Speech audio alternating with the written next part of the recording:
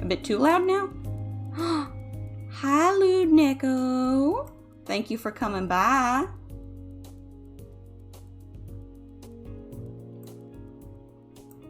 How's your day going? Hello?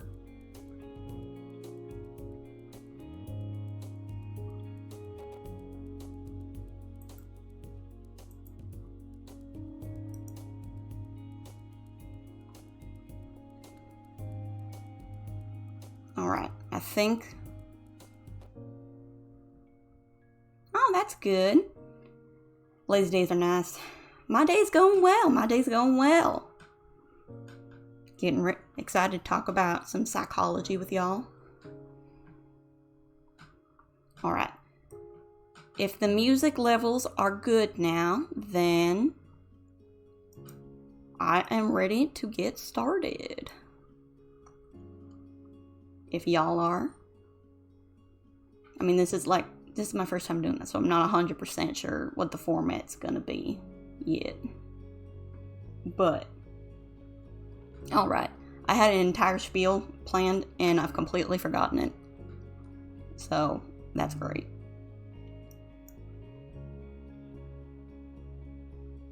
So I guess I'm gonna start off briefly by saying, time to wing it. Well, I do have like tabs open up, to make sure that I'm not saying stupid stuff. But I suppose the most important thing to start off with is to say that, we'll find the style during it, hopefully. I'll get into the groove of it. It's just usually starting that's the hardest part. Obviously, I'm going to start off by saying that even though I did get my degree in psychology, and am in the process of becoming a therapist, just like how you can't legally give medical advice, I legally can't give psych advice. These are just tips that I have learned in life and throughout school, so please don't sue me. I'd very much appreciate that. But to start off, I wanted to... today we're going to be talking about anxiety, especially, during COVID and the pandemic and whatnot. COVID has created quite a mental health kind of issue in general. People who had never experienced things like anxiety or depression before are experiencing them now because from all of the social isolation and the stress that it's been causing. And that has even increased more so for students who are now starting to go back to school. Thank you, Weeby. So I just wanted to be... Cancel. That is my voice-activated alarm clock from when I was still in school. Because I used to be on the top bunk. And I was lazy and I didn't want to have to get out of bed to turn off my alarm. Anyways, what I was saying is that I know there's a lot of anxiety among students now starting to go back to school, especially with some schools having in-person classes and others being entirely online. So the main thing I wanted to first go over, if my avatar's neck would stop breaking for some reason. Please. My neck isn't broken, I swear. Okay, there we go. Sometimes you just gotta snap your neck back into place. Briefly wanted to talk about that, colloquially, so in everyday speech, we often use things like anxiety and depression as kind of like throwaway adjectives. So when people say, oh my gosh, I'm super anxious, they're usually just talking about,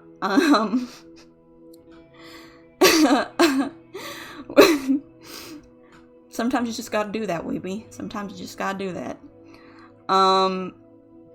People often use like, oh, I'm so anxious, or I feel so depressed, as an exaggerating adjective, not in the literal sense, or not in the medical sense. So I wanted to briefly start off by denoting like the difference. So at the very bottom of like the levels of severity, there is worry. or concern, just being a little anxious, you're worried about if they're going to be all out of ice cream when you go to the store, or you're worried about how you're going to do on that test. And then the next level goes up is fear, not in like the phobia sense, but now this is when you're getting scared, you're getting really, really concerned. This is more along the levels of basically like how you doing on like, how is my big project going to turn out? How is like maybe your cat or your dog, your pet is sick and you're getting real concerned and you're like, oh my gosh, I want to take him to the vet, but I'm real worried. And then take that fear, that concern, and then ramp that up to a 100, and that's when you'll reach the level of a panic. So anxiety disorders are often accompanied by either anxiety attacks or panic attacks. Panic attacks are pretty much the most severe anxiety you can get. Panic attacks are often described as having a heart attack. People often think that they are dying. It includes rapid heart rate, inability to catch one's breath, vertigo, dizziness, nausea, sometimes numbness in your limbs, and if the hyperventilation continues for long enough, it can lead to you passing out. But I do want to stress, panic attacks cannot kill you. Panic attacks cannot kill you. You might feel like you're dying, but you are not dying. You will survive. Heart attacks, that's a different story. But panic attacks, again, I want to stress enough. In the moment, it feels like you are dying, but panic attacks cannot kill you. They cannot kill you. And anxiety attacks are pretty much a lower version of panic attacks. So they're not as intense. You don't feel like you're dying, but we die if we are killed, indeed. We do die if we are killed. But panic attacks can't do that to you. But anxiety attacks are panic attacks without the symptoms that cause you to feel like you are dying. So you have increased heart rate and you hyperventilate, but not to the point where you feel like it's like you genuinely can't breathe.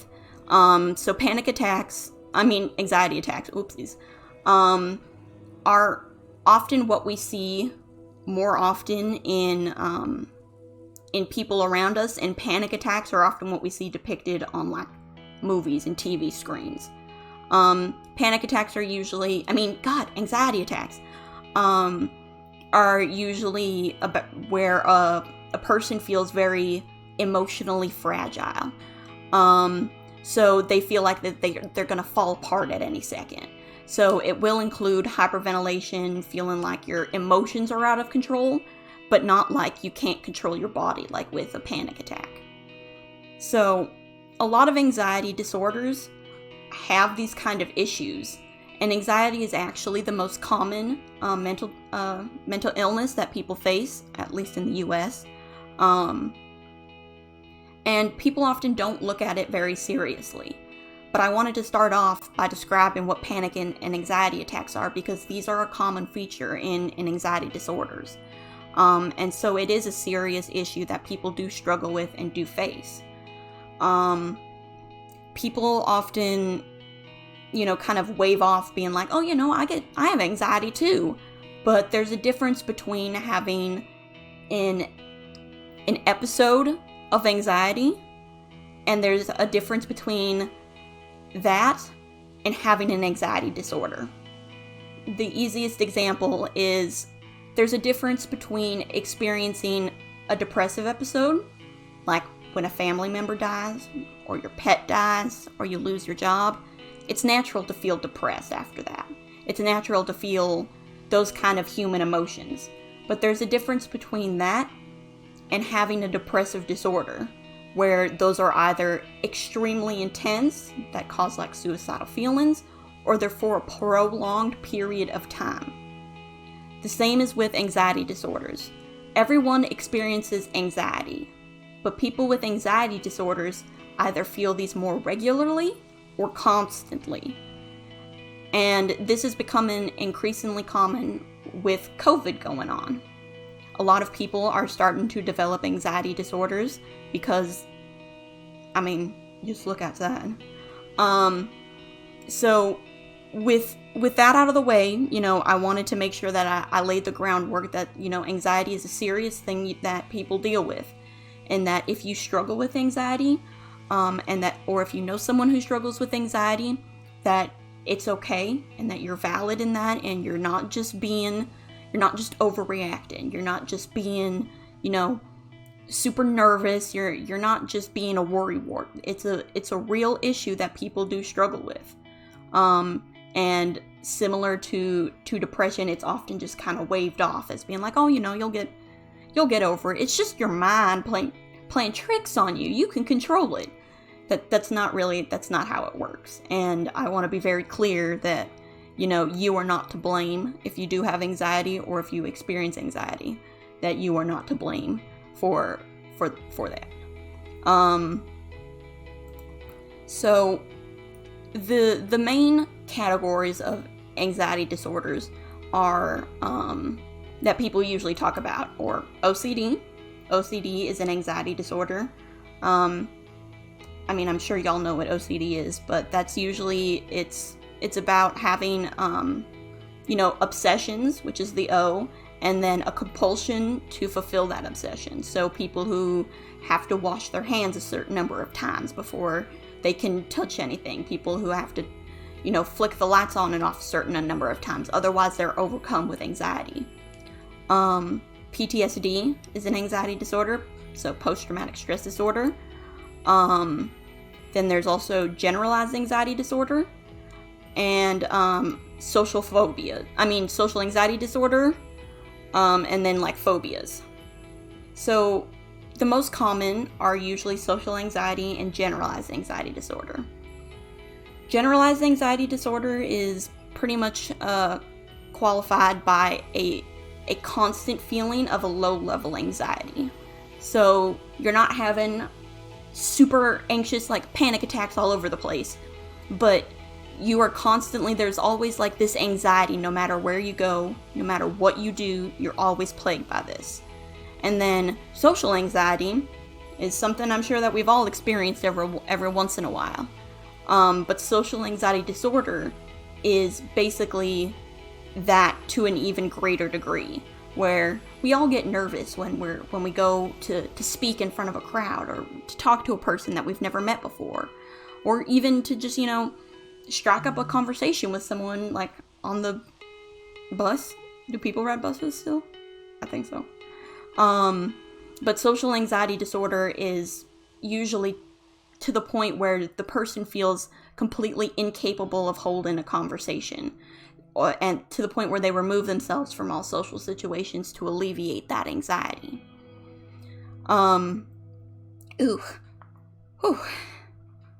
Okay, so, I completely just lost my train of thought right there. Okay, so social anxiety is the most common one, and it's often experienced among teens and young adults.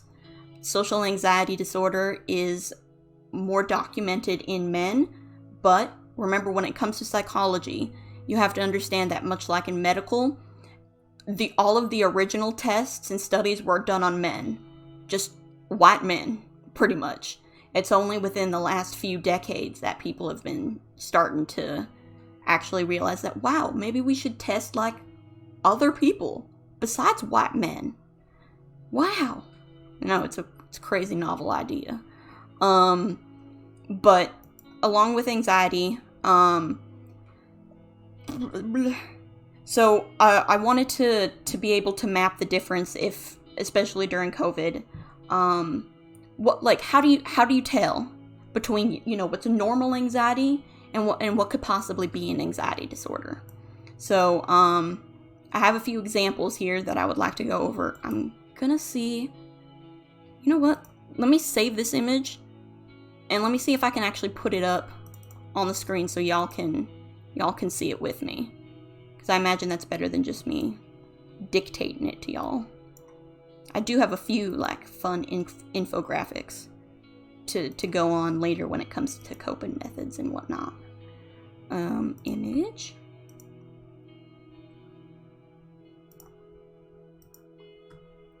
Alrighty. Where'd it go? Here we go. Ooh, that's big. Let's just move this. Alright. Guess it's time for me to scoot on over. Yeet, yeet. Yeah. Alrighty. Okay, maybe a little more this way. Okay. I don't know if y'all can even see that well, but better than nothing. Aw, thank you. So, the first difference between the everyday anxiety. So, worrying about, paying bills, landing a job, having a breakup or other important events in life, that's normal. That's everyday anxiety. But it would be an anxiety disorder if there is constant and even unsubstantiated worry that causes significant distress or interferes with your daily life. Oh, thanks, Weeby. I mean, I hope it's semi-interesting. I'm not trying to be too boring. But I don't know. Maybe it's the because I'm an anime girl. I mean, I'm pretty sure anime girls could probably make any subject interesting. But anxiety disorder is characterized by this constant worry. And when it comes to mental disorders, whether it be anxiety, depressive, personality, what qualifies, one of the main qualifications for a mental disorder is that it has to cause distress within your life, and it has to interfere with your ability to perform everyday activities and whatnot. Wait, hold on. Image, can you... There we go. Okay. Another example that we all go through is, being embarrassed or being self-conscious in an uncomfortable or awkward social situation.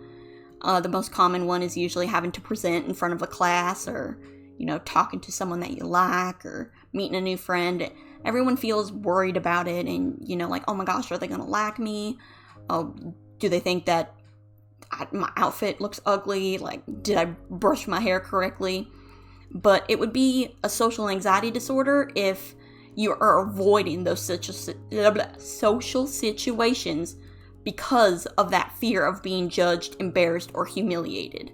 So you want to go to like a party, but you're too scared of people judging you there that you can't go.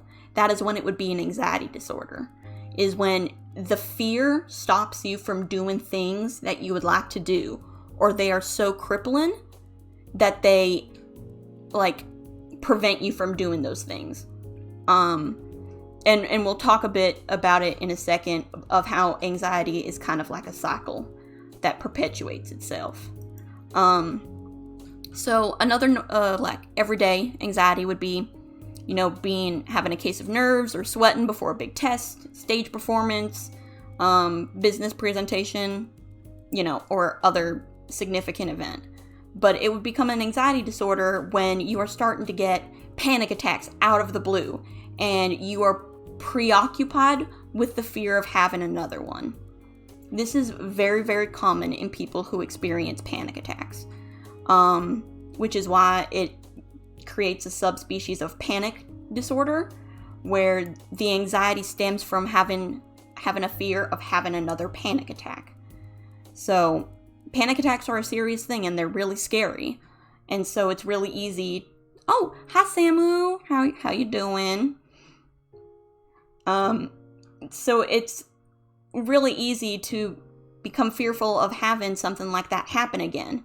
And then if that kind of spirals out of control, it can become like a panic disorder. Another everything is a realistic fear, of a dangerous object, place, or situation, Please ignore the phone ringing in the background if you can hear it. So, being afraid of being stabbed. I think that's a pretty rational fear to have. No one really wants to be stabbed, ever.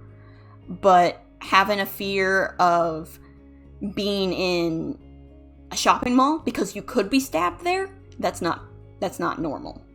It's normal to, be afraid of being in a plane crash. I probably shouldn't, but every time before we take off, I'm like, dear Lord, please let this plane land, please. So, and that's normal to feel a little anxious when on a plane. But being so afraid of being in a plane crash that you refuse to ever go on a plane, even when it's, more convenient, or even when it's necessary to visit family members or something, that's when it becomes a disorder. And lastly, anxiety, sadness, or difficulty sleeping immediately after a traumatic event. That's completely normal, similar with depression. After a traumatic event happens, it's completely normal to not feel normal, and to experience episodes of anxiety and depression. And COVID is pretty much a prolonged traumatic event. So what people, at least, I know a lot in the US because we don't got it under control, but people all around the world, we are all simultaneously experiencing a traumatic event. Obviously it's different than war, but a similar, understanding of a prolonged traumatic event would be an example: war. It is a consistent event that happens over a long period of time that constantly puts trauma and stress on the people who are experiencing it. So COVID is very much similar. While, we're not necessarily fighting other human beings, people are still dying. People are still getting sick. And in some cases it can be scarier because you don't know who the enemy is, air quotations. So if you are feeling anxious in this period of time, as this little diagram shows, that is completely normal. It is okay to be anxious and depressed and to have a screwed up sleep schedule with everything that's going on right now in the world. This is a traumatic event. And if you are feeling stressed out, if you are feeling scared, if you're nervous, if you're wondering, what are we gonna do? That's completely okay. And you are not alone in that feeling.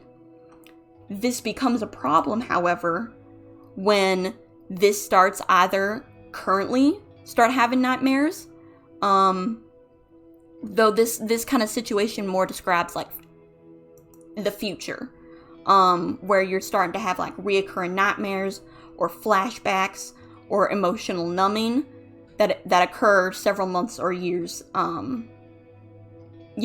the fact. That's common with PTSD, reoccurring nightmares, flashbacks, and that kind of stuff. As for something less serious, let's go with just a generalized anxiety, or a phobia. It's less about the nightmares, but it's about a constant dwelling and ruminating on the issue. Which brings me to the next infographic. Okay, is it this one? Is it this one? Is it this one? No. Okay, wait. Is it this one? Yes. Okay. Okay. We're getting fancy up in here. So, to help us understand, let me make this a bit bigger.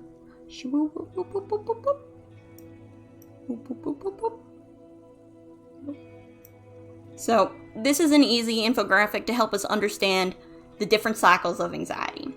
So, the first step is that there is a trigger. That either it can be an internal, so when people talk about internal triggers, that means something within inside yourself, whether it be a thought, whether it be a feeling, or an experience that you have, a nightmare, that would be an internal trigger. An external trigger would be, other people causing this to happen.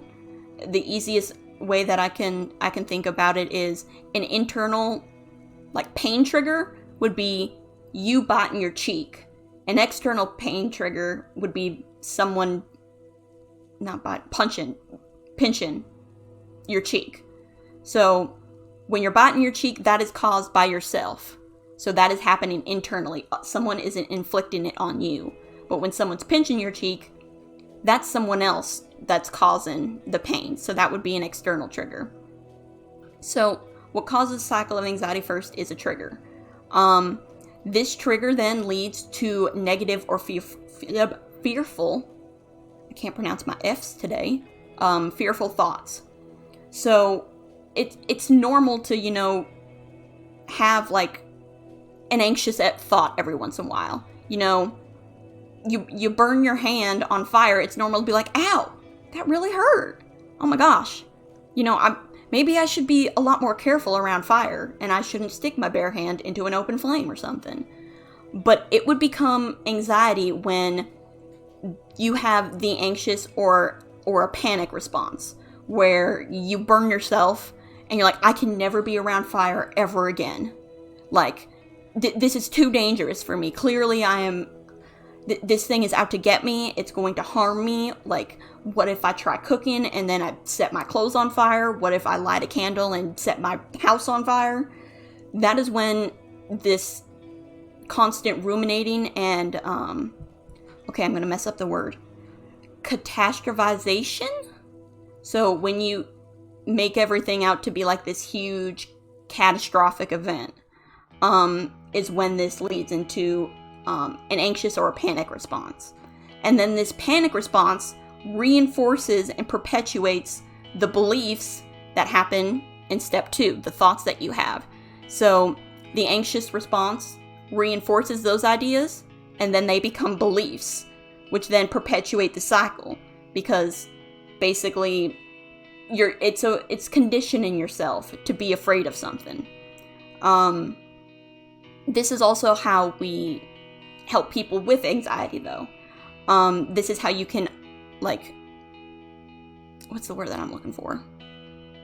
What is the medical term again? Oh, this is gonna bother me. It is, desensitize. Systematic desensitization. So, like, the really famous example was there was this little boy who was afraid of bunnies.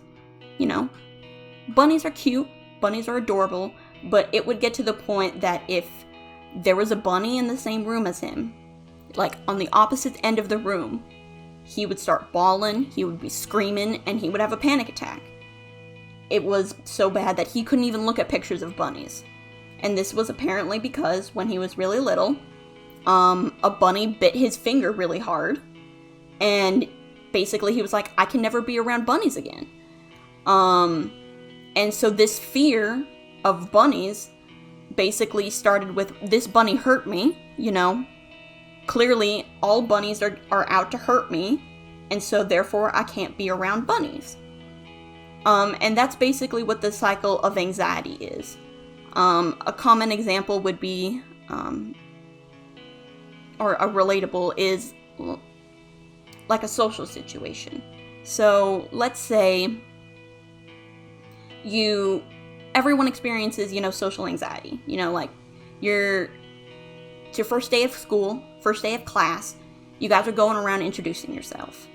And obviously it's a bit nerve-wracking, you don't know what you're going to say because the teacher always says, like, give me one fun fact about yourself.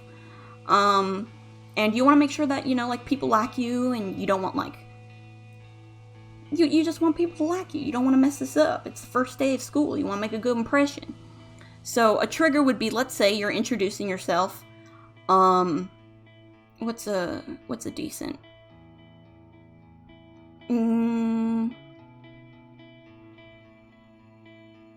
And oh no, that would be way too intense. Let's say let's say your voice cracks while you're introducing yourself, and that's a pretty normal thing. So be like, hi, my name is Bill. Ow, that hurt my throat. And people giggle, people laugh a bit, and really they don't mean anything by it. Hearing someone's voice crack is kind of funny, but you internally think, oh my God, they're laughing at me. So they must hate me then, because they're laughing at me, they're making fun of me. And then this leads to anxiety. So it's the next day, and you're getting ready for class, and you're scared because you're like, everyone laughed at me yesterday. Nobody's gonna like me. I can't go to class. They're all gonna laugh at me again. What if my voice cracks again? What if I say something stupid? They all laughed at me yesterday. So what means that they're not gonna laugh at me today? And then this gets so intense that you don't go to class. And then the next day comes, and you can't go to class because you're like, well, on the first day, they laughed at me. And then, it's 3 months in, and even though it was only one experience, it only had to happen once for it to create the belief that it will happen again. And it is the fear of it happening again that prevents you from doing things like going to class. So even though it was, a month ago that, they giggled at you. Well, yeah, no, I'm talking about, people with who have a serious social anxiety.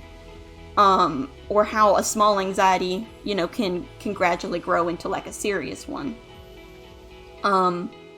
But it's the fear of them judging you becomes too much to bear. And that is what perpetuates this cycle of anxiety. For a more, a calmer version, a less, serious would be, the same giggling. Your voice cracks, they giggle. But then you decide not to talk as much. You still go to class. You're not necessarily afraid. You get a little anxious when class starts. But you just decide not to talk, because you don't want to run the risk of your voice cracking again. That is, in a way, a much, more and I understandable, yes, but that's a much less severe version of a cycle of anxiety. So then you just stop talking. But the issues with these kind of cycle of anxieties is that these are tiny little things. This is your voice cracking, or maybe one time when you do speak and teacher asks for an answer and you give the wrong answer. Well, you already had an experience where you felt judged. So you given the wrong answer, you're like, okay, everyone heard my voice crack and now they think I'm stupid. These are how social phobias often build. It is usually one small negative experience packed onto another and then onto another that continue to grow over time. So while these may not necessarily always be qualified as a disorder, this is what leads to people feeling incredibly self-conscious, people who don't like being in public, or even people who, are kind of not hermit, I mean more of people who actively avoid social situations, for whatever reason. So these kind of things affect any and everybody, whether it's something, as small as being oh, well, they heard my voice crack. Great. Now they think I'm going through puberty. Or something as bad as, they heard my voice cracked. I can never speak again. I can't even go to class because they're all going to be looking at me and laughing at me. These things happen to all of us in everyday life. And it's important, especially now when it feels like the world is ending and it's hard to control what happens around you, that it can lead to even more anxiety that may already have been there previously, prior to the pandemic. Well, that's my goal, to make it relatable so that, people can understand, and not only to educate people who may be experiencing this, but to educate people who may have, friends or family members who may be going through this. Because this is all happening within a person's mind. And it's very hard to talk about these kind of things. And that's one of the reasons I do this, is to help take away the stigma of talking about anxiety.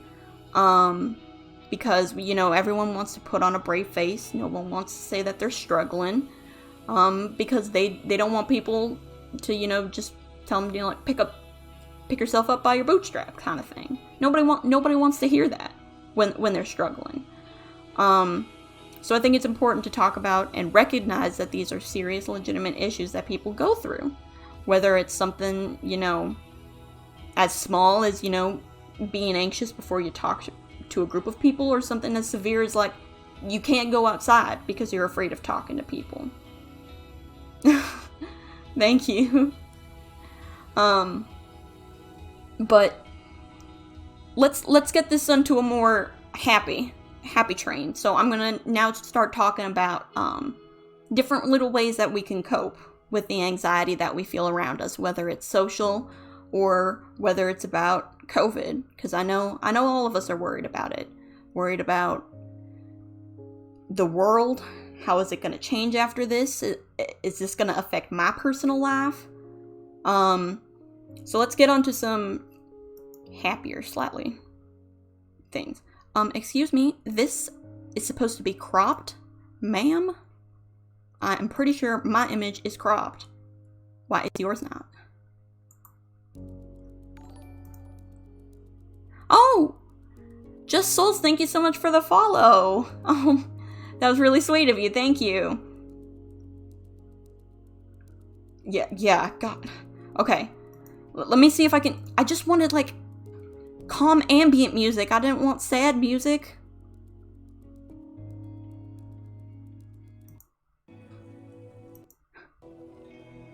Nope, that's sad. Okay, here. This is less sad. More ambient. Okay, let me crop this so that way y'all can see a bit better.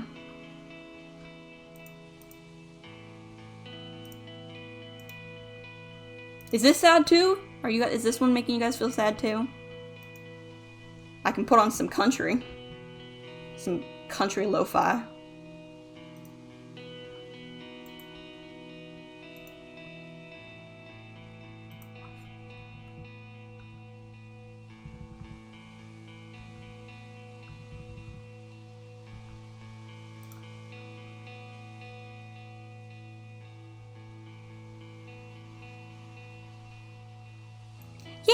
Yeah, exactly. Souls, thank you. That's one of the main things that I hope to do. I feel like mental health isn't really talked enough about on the internet, let alone have I ever seen it talked about in the Vtuber sphere. And I want to be able to, I don't know, shed some light and stuff. I don't know. I think especially with what we're all going through today, it's real important to be able to talk about these kind of things.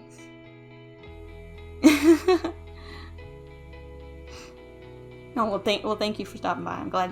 I'm glad that you like this. Well, then you're just in time for some real easy, like, anxiety coping techniques that I'm going over. One of the most basic ones is, the 5-4-3-2-1 method. This is used to help ground people. Often when, like, you're getting super anxious or something, you get stuck inside your head, I forget what there's a specific term for it. But it can be so easy to get, kind of trapped inside of your head and thinking about all the thoughts in there that it's kind of easy to forget the world around you, and real easy to get kind of caught up in those thoughts. And so, one of the first things that you can do to try and help, like, de-escalate the anxiety is,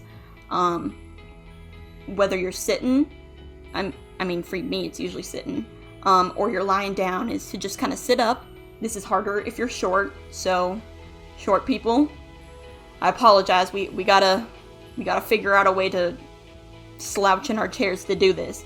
But just putting both of your feet planted firmly on the ground, and then to do a grounding exercise like this, where you look and try to acknowledge 5 things that you can see around you. Just anything really, being like, I see a red cup, I see a stuffed bear, I see a black microphone. And then you move on to the next step, which is acknowledge 4 things that you can touch that are around you. So I can touch my computer, I can touch my chair, I can touch my mouse, and I can touch this notebook right here. So then you go to 3, acknowledge 3 things that you can hear around you. I can hear the audio, the background music, I can hear myself talk, and I can hear my laptop fan trying its best. He really do be trying. Then you move to 2. So acknowledge 2 things that you can smell around you. My laundry's over there. I could smell my laundry if I wanted to for some reason. And I have this cup of Gatorade, so I can smell this Gatorade. And then acknowledge 1 thing that you can taste around you. If you can't taste anything, you can also substitute with 1 thing that you enjoy tasting. So basically, like, your favorite food. And then obviously I can taste the Gatorade. But if you're in the middle of class, look, I can take, yes, the air. Okay, 𝒮𝓬𝓬𝓲𝓪𝓵𝓼, I'm working off the top of my head, okay? What did you want me to say? I could smell my arm? I mean, I could taste my arm too, technically. But, this is usually, let's say, well, the other example is I can smell the litter box for my cat, because it's in the room next door. But I don't really know if you would want me, I don't know which one's worse.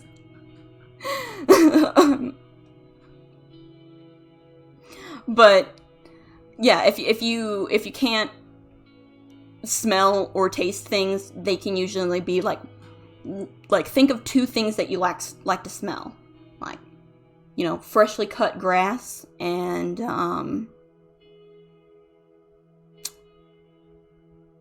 fruity perfume. I don't know. And then 1 thing that you would like, that's like your favorite taste. And so I would say, chocolate.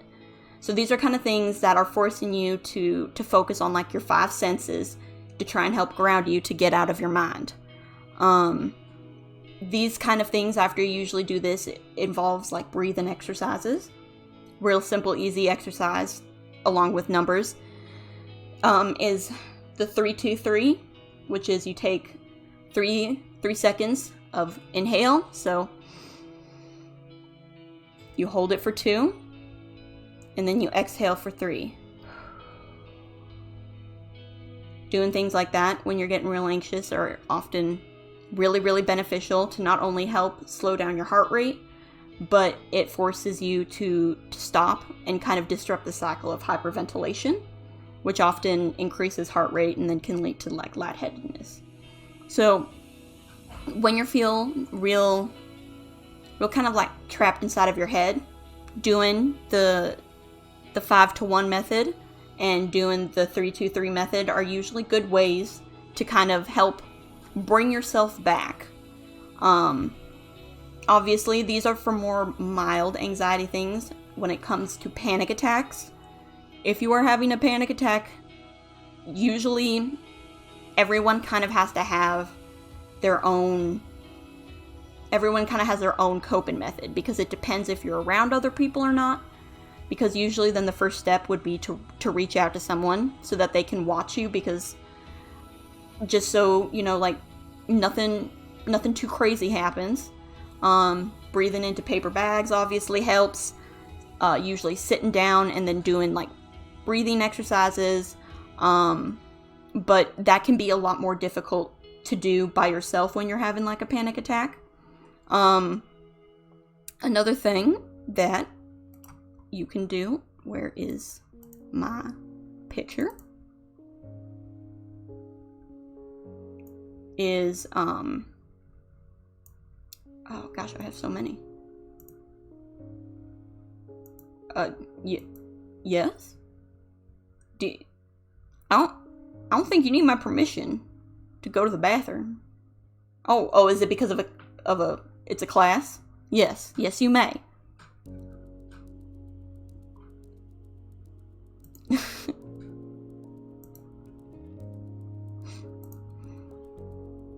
So, I have a bunch of different things that are different examples. So it just kind of depends on how long or how many tips y'all want. Let's go with a real basic one to start off with.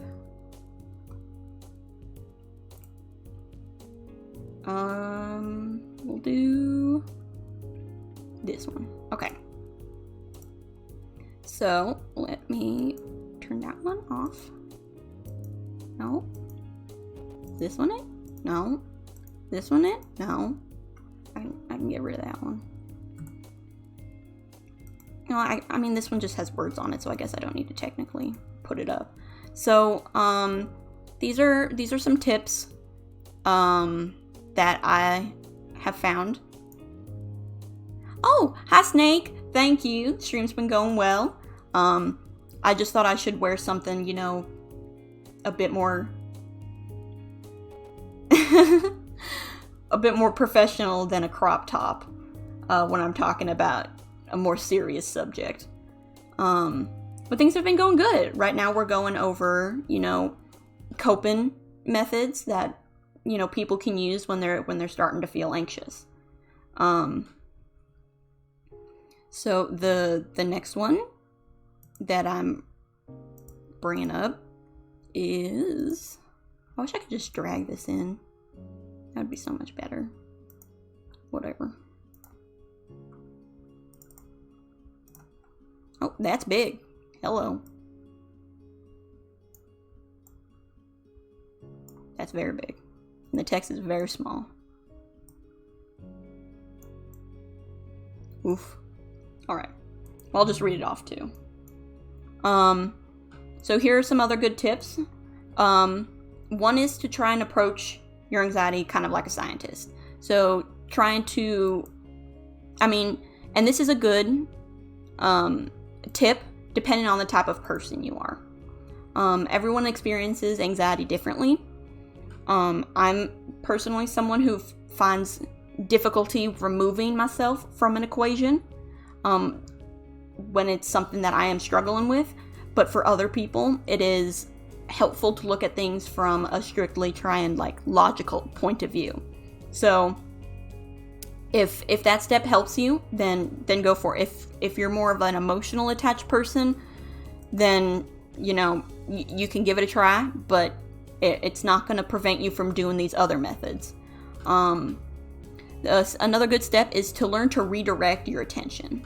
So let's say you're really, really anxious about, welcome back, about a test. Just dwelling and stressing yourself out over that test is not going to help you. As a student, a productive way to redirect your attention from struggling and worrying about this test is, why not you go over, let's say they provided with you a study guide. So instead of just sitting there worrying, being like, I'm never going to pass this test, I'm not smart enough, I'm yada yada, redirect your attention into a positive way by saying, you know what, I'm going to do this study guide. Or you can even do something from a different class to get your mind off of that. Say, you know, you're worried about your math test, you're like, you know what, sitting here stressing about that ain't gonna help. I'm gonna go read a few chapters of my literature class book. You can also redirect your attention to hobbies. That's often what I do. So, you know, when I'm finding myself getting super stressed out about something, I'm just like, you know what? I'm gonna play Pokemon. You know, I'm gonna play Pokemon for like 45 minutes. I'm just gonna chill out. I'm gonna catch some cute monsters, and it's gonna be fine.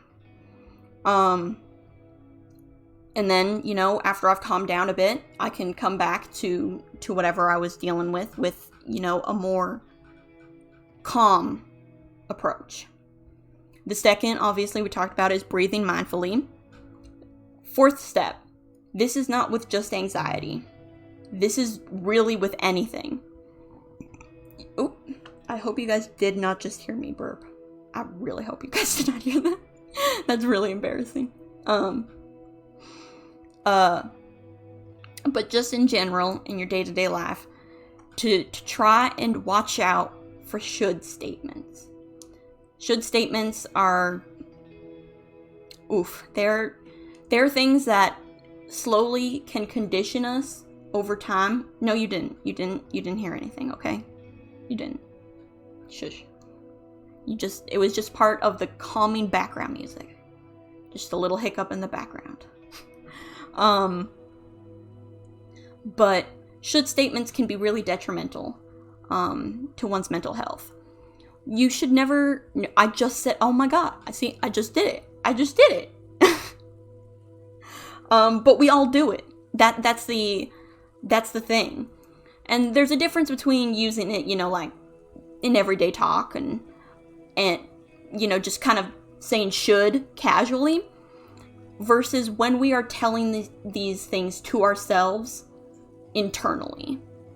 So there's a difference, you know, between being like, oh man, I should really do my laundry. Shh. Forbidden lore is secret. Forbidden lore is secret. It is forbidden. But exactly. See, I don't know. I don't even know what Sneck is talking about. Thinking maybe you stayed up too late. Maybe you need some more sleep. I think you got the wrong person here.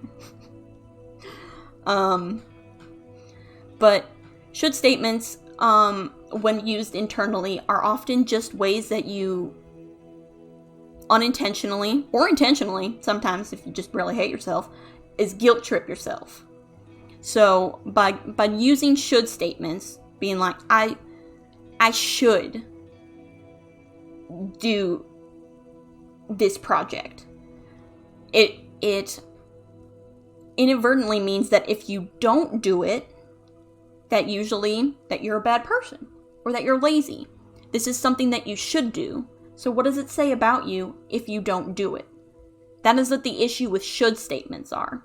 Is it puts this requirement on you that completely ignores any like factors that could level in as to why something might not be done.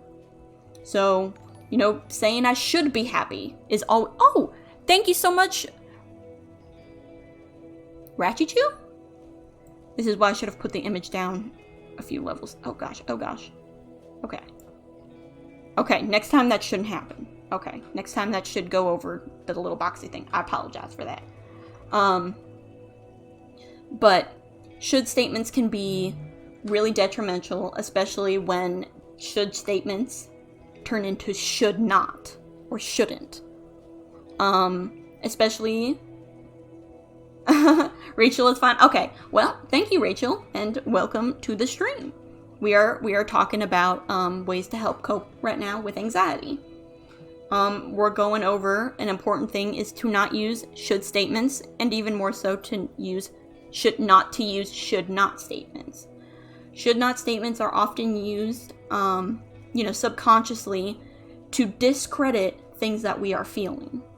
So most often they were going to be used being like, I should not feel anxious. I should not feel sad. I should not feel insert emotion here. Or even worse, though this is more in the depressive category, with being, I should not be happy. I should not, have friends. I should not X or Y.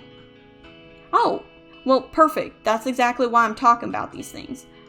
is to help give people, some tips and tricks on different ways that they can deal with anxiety, especially considering, everything that's going on with COVID. Everyone's a bit anxious these days, and not enough people are talking about it. But should statements and should not statements can be really, really damaging to your mental health, because it puts a requirement, an expectation on you. So the best way to reframe it usually is, it would be nice if I got this done today.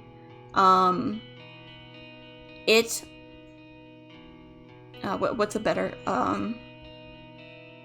if I can, it would be nice to get, the dishes done today. If I have a moment, maybe I can do X or Y if I'm feeling up to it. Just by saying only should, you don't allow any room for negotiation. If it's just like, I should get this done. I should get my laundry done. Well, what if you get hit by a car? Huh?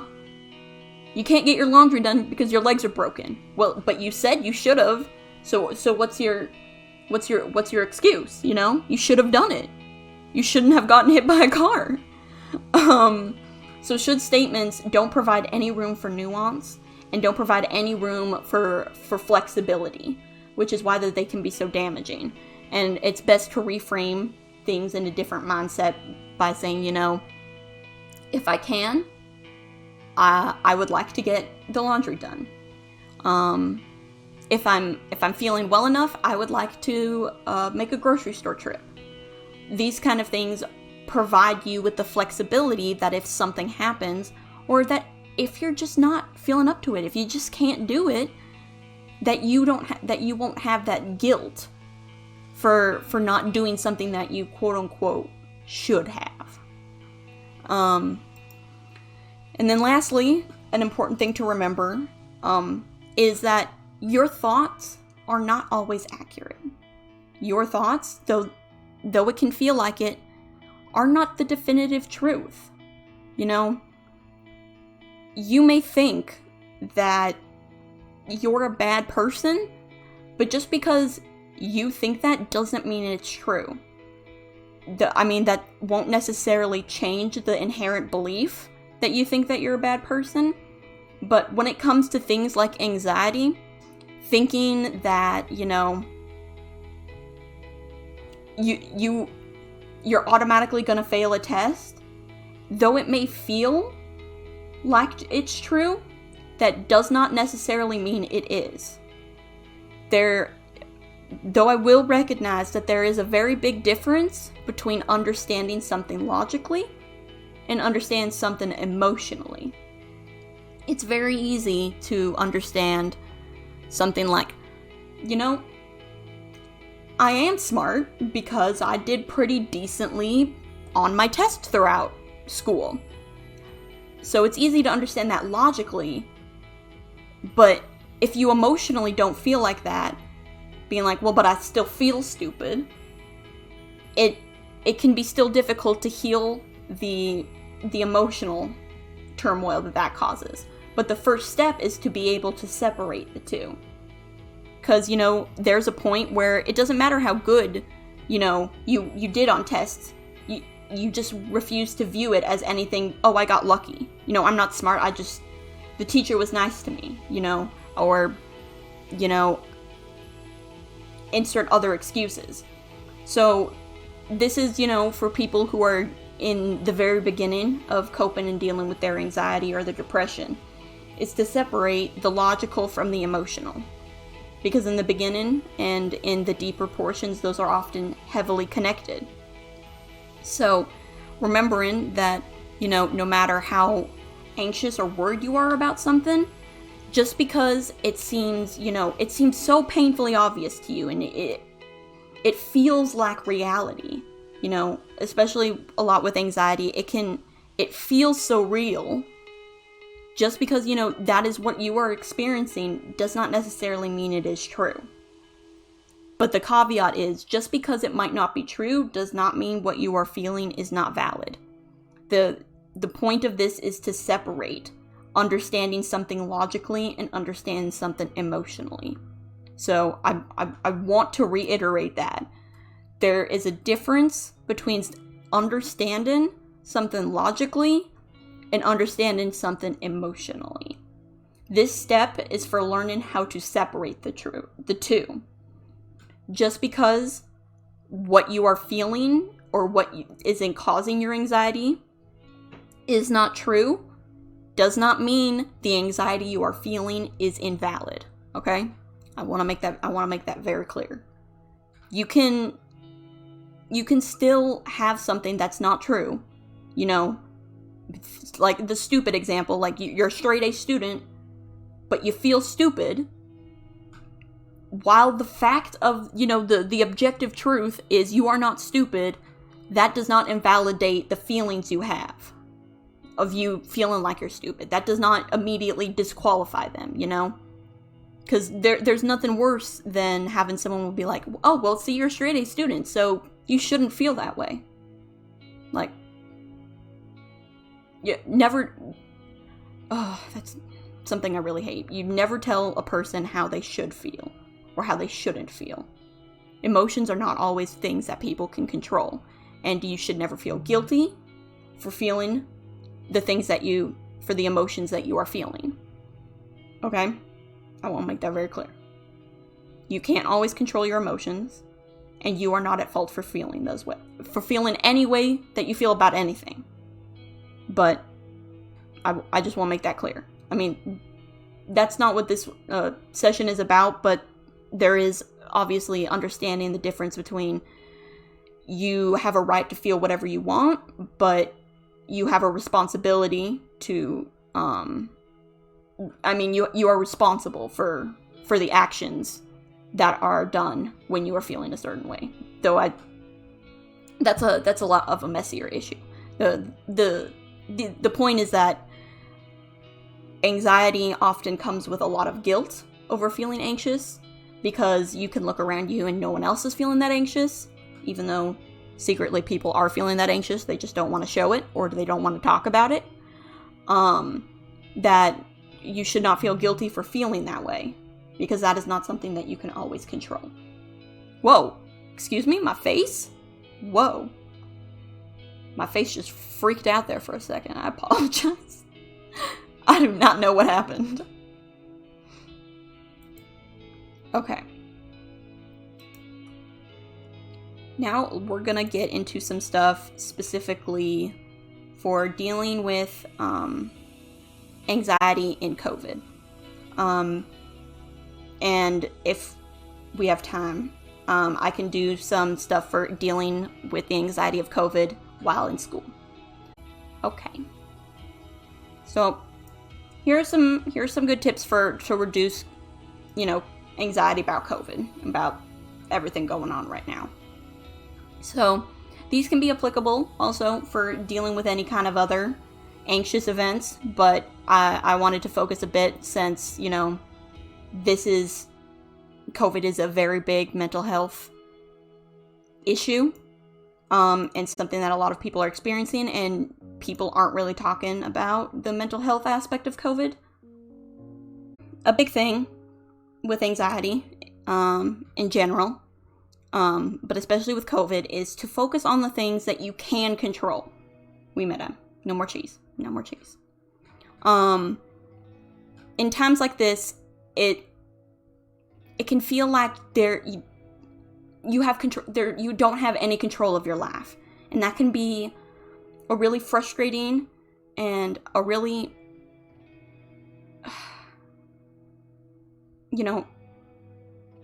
what is even the word? Helpless. It makes you feel really helpless that you can't control anything. And that's a really depressing feeling. So when it comes to things like this, and whether it be this or, this is common for natural disasters as well. But whenever you feel like things are out of control, like your life is out of control, is to stop for a minute and focus on the things that you can control. Like, so what are things that I can do? Like, what are things in my life that I do control? They list examples as thoughts and behaviors. This is from the, I believe the United States. This is from a government website. I don't remember which one. This obviously is meant for the general public though, so this does not take into account, nor otherwise this would be a huge infographic. The nuances that come with having, like a pre-existing disorder. So, your thoughts and behaviors might not necessarily be in control. But an easy example, is like, okay, what is something I can control? I can control, whether or not I decide to binge watch YouTube for 6 hours. That's something that I can control, okay? Whether or not it's something I should do is a different matter. But focusing on the things that you can't control, how the government responds to a pandemic. But you can't control how you respond. You can't control whether other people wear masks or not. And for me, that's a huge point of anxiety and of stress and of anger and dissatisfaction. But I can't control other people. I can't control what they do, and I can't control where they go or what they say, but I can control what I do. I can make a difference by wearing my mask and by telling people that I know to wear their mask. I can't force other people to do that, but I can control whether or not I contribute to that issue. So I know being on social media, as funny as it is to mock people who don't wear masks, it can be really disheartening, and it can be really frustrating, and it can feel like you can't do anything because there are these stupid people out there who will make the situation worse. But you can do something by following CDC guidelines, by wearing a mask, and by telling other people to wear a mask. Another important thing is to keep the big picture in mind. The human race ain't gonna die, okay? We're going to survive this. We survived the Black Plague, okay? This ain't the Black Plague. If we could survive that, we're gonna get through this. It may feel like the end of the world, and God knows some days 2020 just feels like the end of the world, honestly. Honest to God. It's just a bad year. Should be over with. 2020 should be banned. But the important thing is that we are going to get through this, okay? The human race has been through so much worse, okay? And though this is dependent on how old you are, for some people this is, like the largest or the worst thing that, oh my God, my alarm clock, I am talking about a serious issue. Oh my God, cancel. I'm gonna punch my alarm clock. I swear to God. As I was saying, for some people, this is the biggest, threat or, event, the scariest thing that's ever happened in their lives. Like I said, depending on how old you are and, like what country you're from.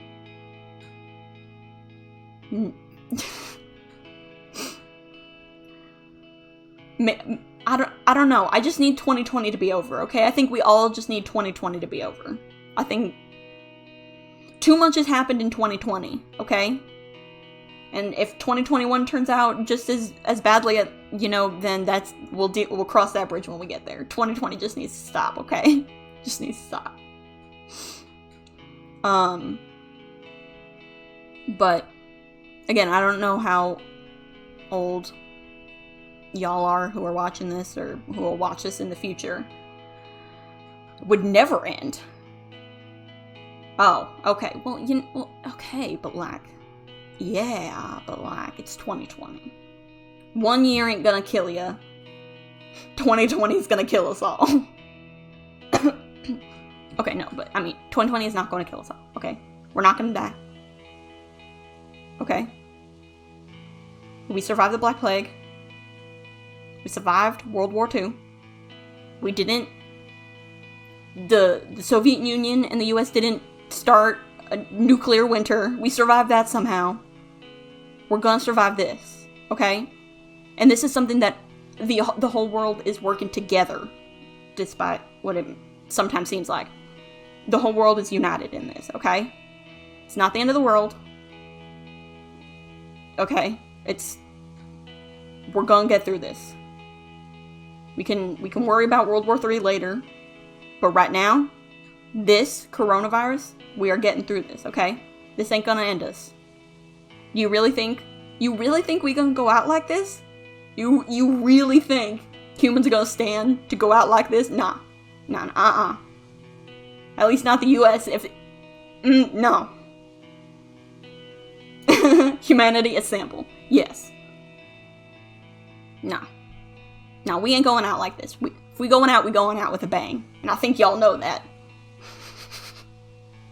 So, as crazy and as scary as it all seems, we gonna get through this, okay? They didn't even have soap when the Black Plague happened, okay? Think we're slightly better equipped, okay? World War III, yeah, we can worry about, nuclear warfare, though that was a concern earlier, which is why 2020 sucks. At first we're like, World War III is gonna happen, and then it was like, JK, we're gonna have a plague instead. But we're gonna get through this, okay? We got soap, we got actual doctors, we have actual science. We don't have boss-ass plague masks. I will admit that.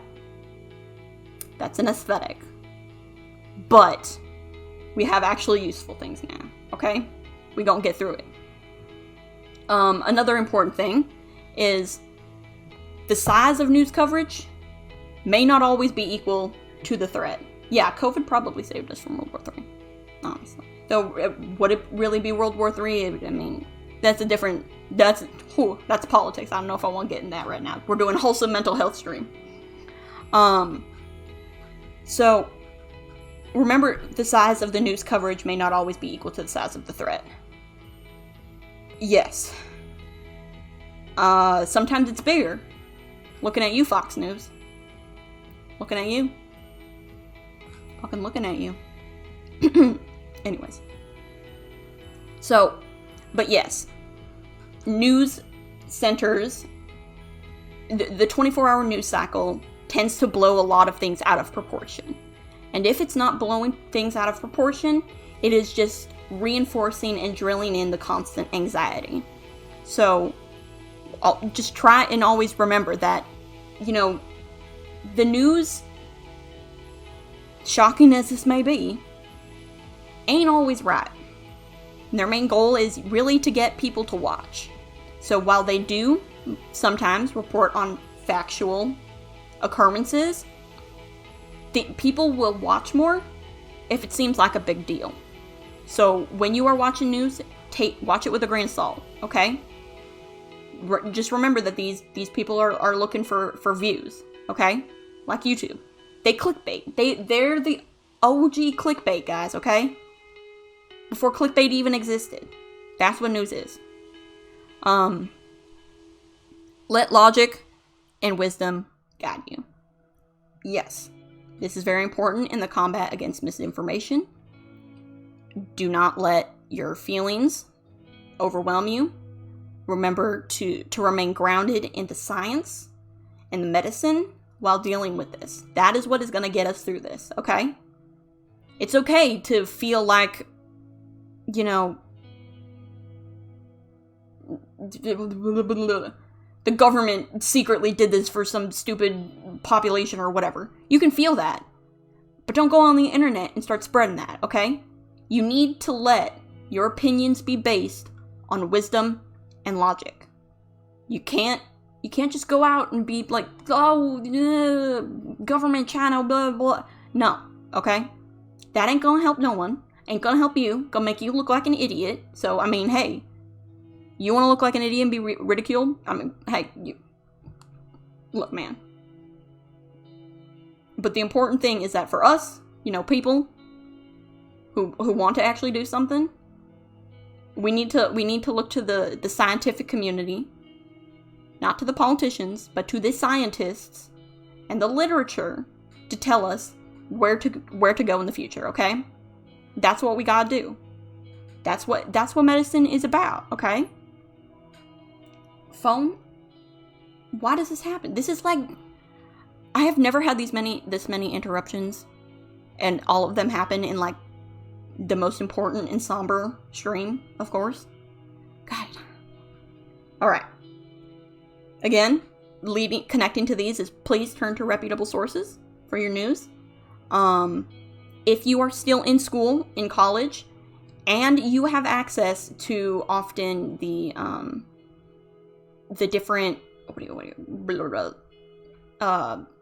educational publications while you're at your school, it is always a good idea to double check the news studies that are referenced in papers, okay?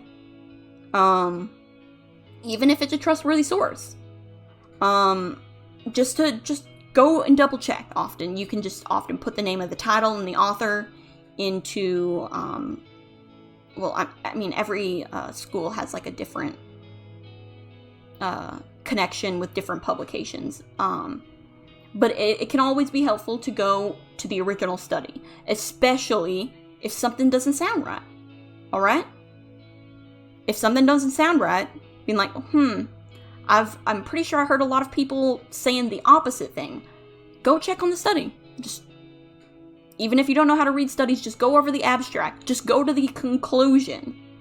It is always better to double check the sources than just blindly relying on the news to get it right. Because even if it's reputable, people make mistakes, okay? Or maybe they just interpret it incorrectly. You know, the way that scientists sometimes write these papers can be very difficult to understand. So, just always remember to check your sources. Yes, now it fits the theme. Thank you, Snack.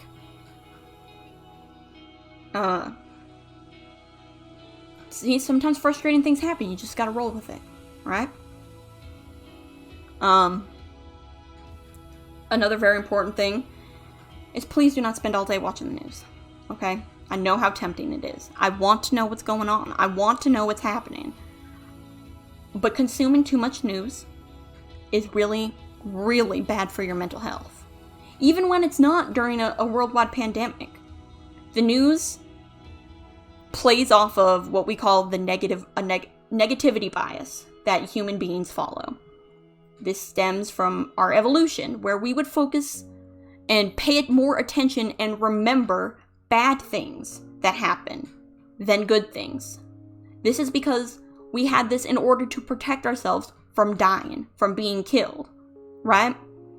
We would focus more on what are things that could kill me than wow, great, I found a really nice fruit over here. Well, that doesn't matter nearly as much as when I went over here, a tiger tried to attack me. That is a lot more important, okay? But we're not in that era anymore.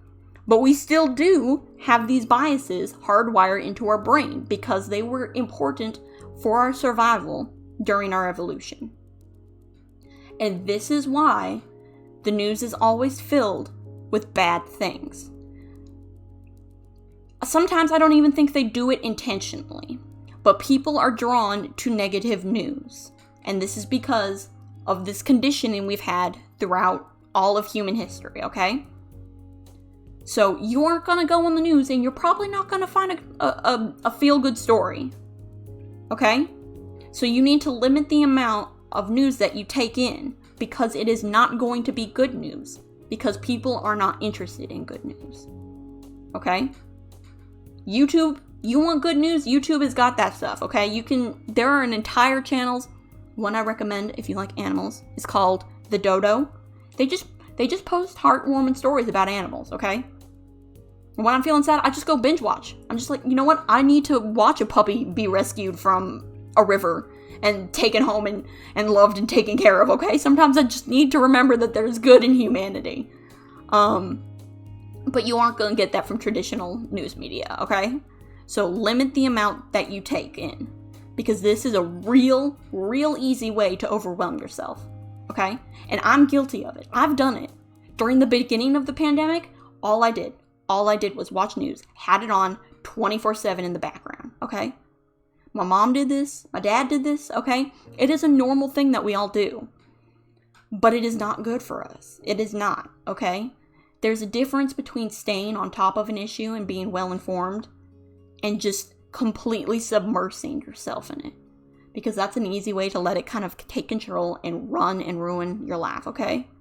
So, I'm not telling you not to look at the news. Look at the news. Please stay well informed of what's happening. But you can't let yourself become consumed by it. Is the important thing to take away. Another thing that you can do is to model peaceful behavior for those around you. I think, at least in the United States, this is not just regarding COVID, but everything else that is going on. To be able to model, a calm, peaceful behavior is important because that is easily able to spread to the people around you.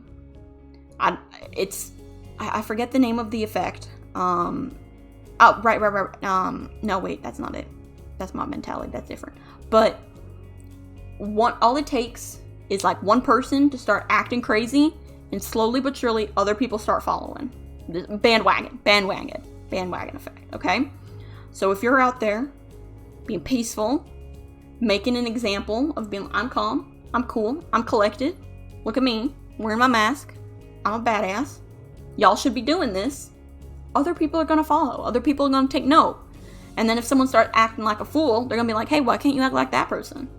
That person's just fine. What are you doing? So if you can model the kind of behavior you want to see other people do, that you have a much, much higher chance of seeing that in other people by being an example yourself. Whew. The next one is, evaluating your own health behaviors and the others around you. This is gonna depend differently, where you live, if you're with your family, if you're, etc., etc. So to just kind of like spend a second and think of, okay, what am I doing in my day-to-day life to stay safe? Am I really washing my hands? Am I washing my hands for 60 seconds, after I go to the bathroom? Or am I washing them for 30? All right? I'm feeling a bit under the weather, but do I really need to go to the doctor? Is that something I need to do? So to just kind of double check if what you're doing is the best thing that you could be doing, and if it's, the most positive impact it could have. Y'all already doing this because you're in a live stream, but maintaining digital connections is really important. Okay? During quarantine, we're all feeling isolated, right? We can't hang out with our friends. We can't even go really people watch. We can't do all the things that we did before that allowed us to connect with other human beings. So being on the internet and connecting digitally is real important, because otherwise it's real easy to feel isolated and to feel alone in this. All right, but you aren't. All right, there's at least, I believe, 2.8 billion people who are experiencing this like you are, and that's a lot of people. All right, you're not alone in this, and there are people out there who are willing to talk to you. I'm one of them. There are people who are out there who are willing to listen to you, and there are people who are out there who are experiencing what you're experiencing. Even if you haven't talked to them in a while, maybe just no one uses Facebook. Send a tweet or DM, a Snapchat, or whatever, to maybe a friend you haven't seen in a while. Just having a casual conversation. You don't need to set up a meeting and oh, we should go get coffee or something. You don't gotta do that. Just being hey, I want to check in. How you doing? Just to remember that, there are people out there, they are in quarantine like you. And if you're a bit worried, they're probably craving social interaction too. Alright? It's real important to stay connected to other people during this time. And this ain't as prevalent anymore since we got through the toilet crisis. Don't let your fears control your actions. Do not hoard supplies, okay? Hi, Twinkie. How are you doing? We're talking about not hoarding toilet paper. Please don't hoard toilet paper. Please. We mainly got over that, but I'm doing good. I'm doing good. Thank you. Yeah, that was a real stressful time. Okay? The beginning, when there was no toilet paper, that was not fun. Let's not do that again, y'all, okay? Please don't hoard your toilet paper. You don't gotta do that. Ain't necessary. Got plenty of toilet paper. It ain't going down anytime soon, okay? We're gonna have plenty to wipe our butts with, okay? You don't need to stock up.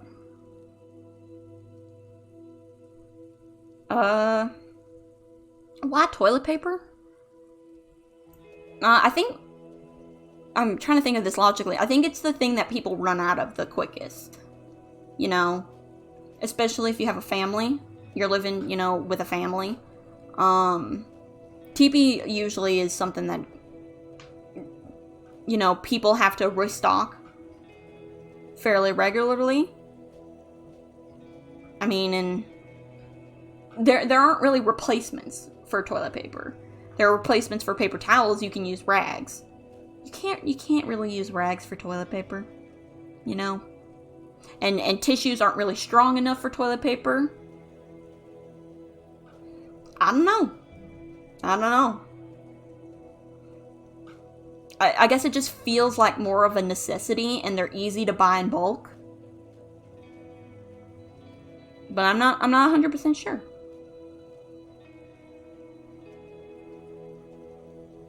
I mean, because it's like, really, no one was worried, like, we're not going to have enough food. Like, that's not, we're not going to have enough water.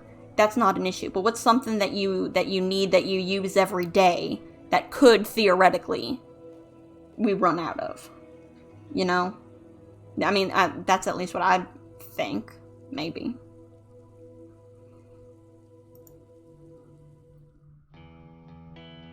Alright. We are... That is not... Wait, where's the last picture? Hold on. Hold up. Back it up, yeah.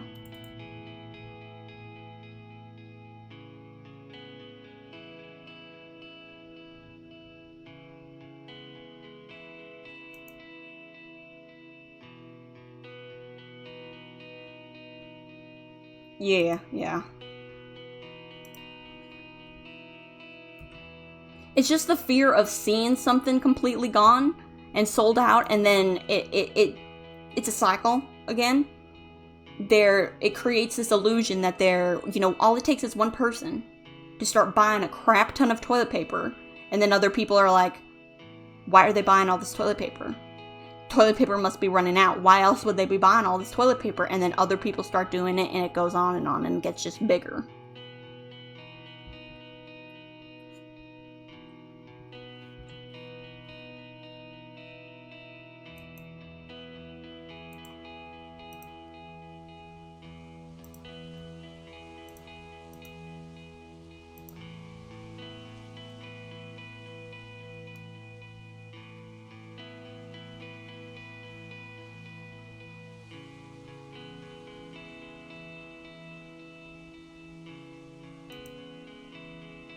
Yeah, and you knew a lot came in and you still sold out.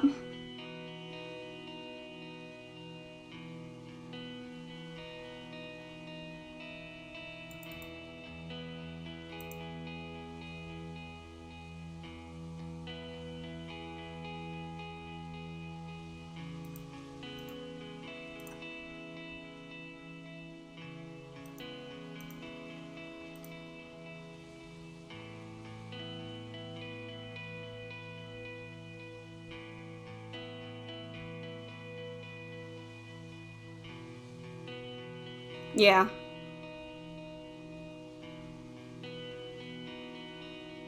Yeah, I understand that, Twinkie. Sometimes it feels like the government ain't taking it too seriously here either.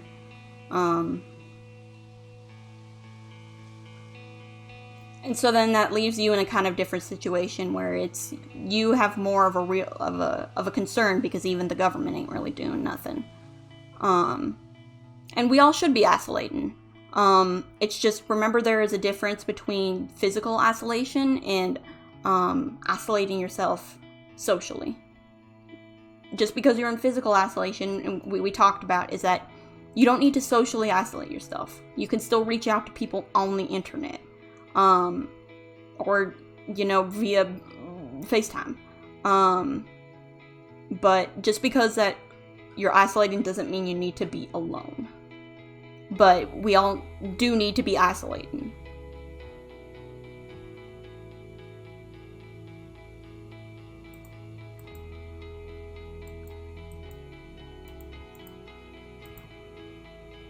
Is this it? Nope.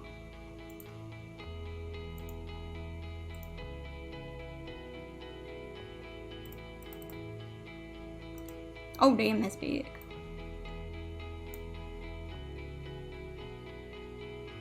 Eh.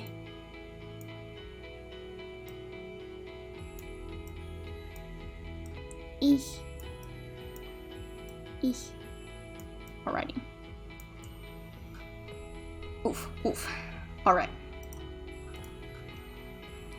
So this and maybe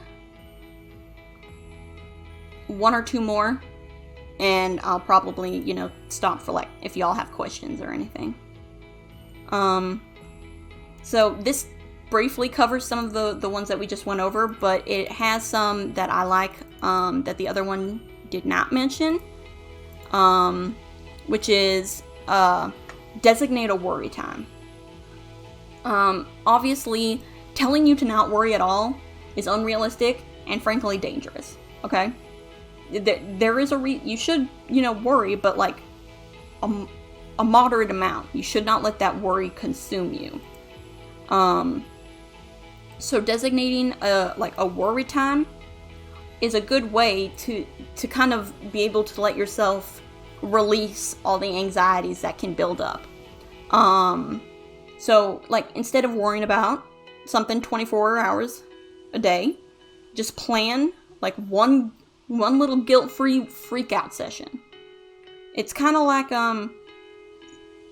in college, often right before finals, there would be, in our little class group, we would just schedule a cry session. We just met in the classroom and we just cried and screamed. We were there for probably maybe 20 minutes, and then we just left, And it felt great. It felt great to just be able to let all of that stress out and all that anxiety I was feeling over the final and just finally let it out instead of trying, slowly just try and rationalize it away. How do I cry? I'm a pretty big crybaby. I cry pretty easily. But all it really took about was, obviously we didn't just get into a room and immediately start bawling. We started talking about our stress, how much it was worrying about us, how overwhelmed we felt, and then it just kind of starts building, and then it just spills over. And then when one person starts crying, everyone starts crying. But designating a time for you to worry, to let out all of your anxieties, to scream into a pillow, to do whatever, is better than worrying 24/7, and better than trying to force yourself not to worry at all, because that's not realistic. That's not possible.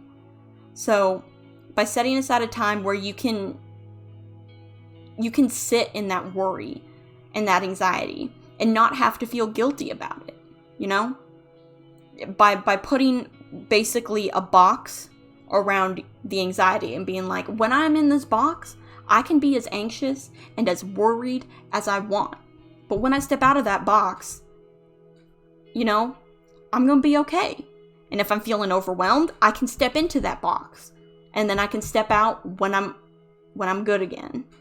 Being able to have that space to freely express those emotions is really, really important in not only allowing yourself to feel your emotions instead of, just try and bottle them all up, but to also prevent them from just leaking into every aspect of your life and experiencing them 24/7.